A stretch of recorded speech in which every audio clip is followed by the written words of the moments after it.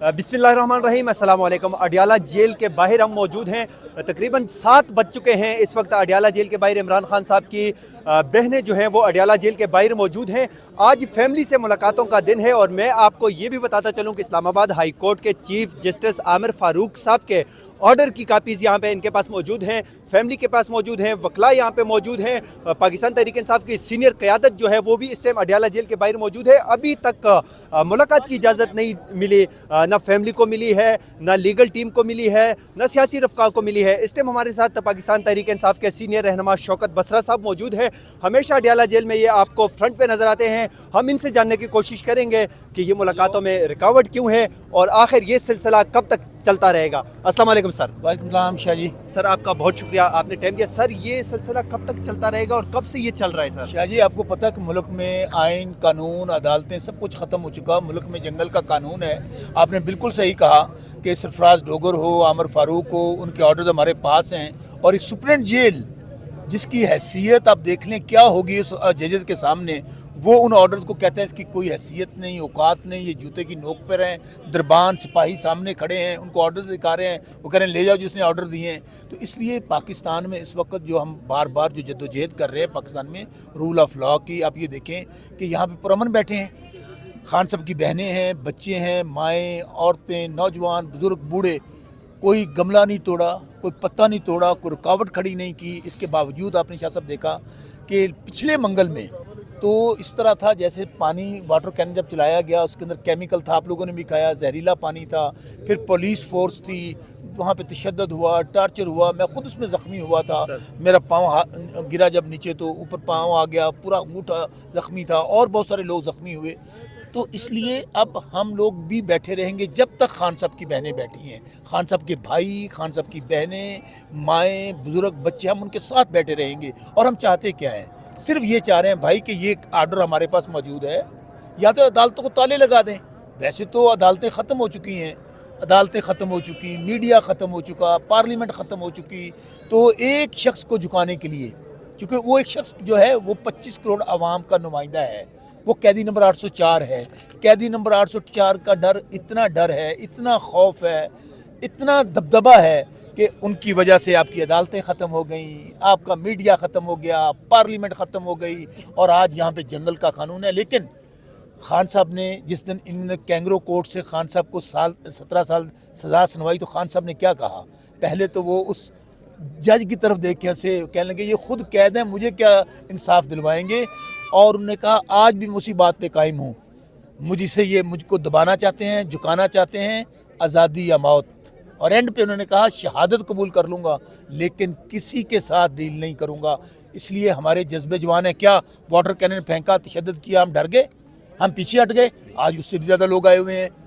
Sir आज शहबाज शरीफ ने मुज़ाकरात के हवाले से बातचीत की है, क्या लगता है पाकिस्तान तहरीक इंसाफ उनके साथ बैठने के लिए तैयार है? और किस आपके जो नुकात होंगे जो मुज़ाकरात के लिए? इससे पहले हमने देखा इरफान सदीकी साहब मरहूम जो हैं उनके और अयाज सादिक साहब के, आपने असम्बली के अंदर बैठ के आप लोगों ने मुज़ाकरात किए लेकिन उसका नतीजा नहीं निकला। आज फिर मुज़ाकरात की बात हुई है सर, तो इस मुज़ाकरात जी शहबाज शरीफ की कोई हैसियत और औकात नहीं है। जो बंदा खुद हारा हुआ है, जो बूट पॉलिशिया है, जो अर्दली वज़ीर आज़म है, 17 वज़ीर-ए-आज़म के साथ उसको वज़ीर आज़म लगा दी, सीटों के साथ वज़ीर आज़म लगा दिया गया है।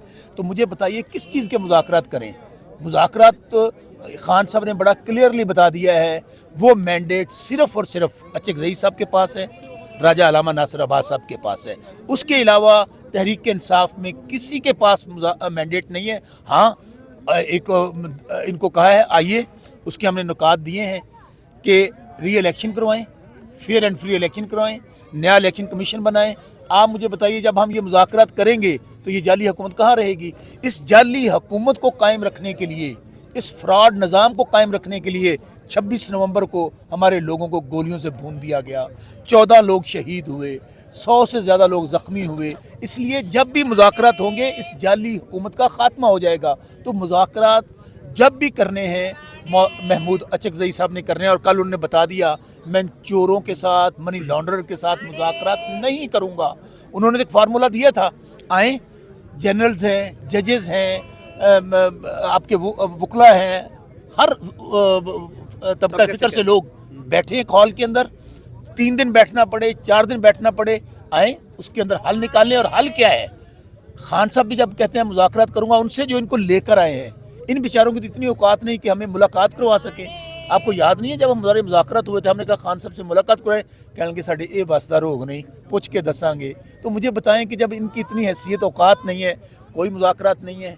हाँ, आज भी हम कहते हैं कि इमरान खान पाकिस्तान और पाकिस्तान इमरान खान है। अगर आपने पाकिस्तान के सियासी मुआशी मामला हल करने हैं, आपको कैदी नंबर 804 से बात करनी पड़ेगी। आपने हर तरह का जुल्म जबर बर्बरियत करके देख ली 3 साल।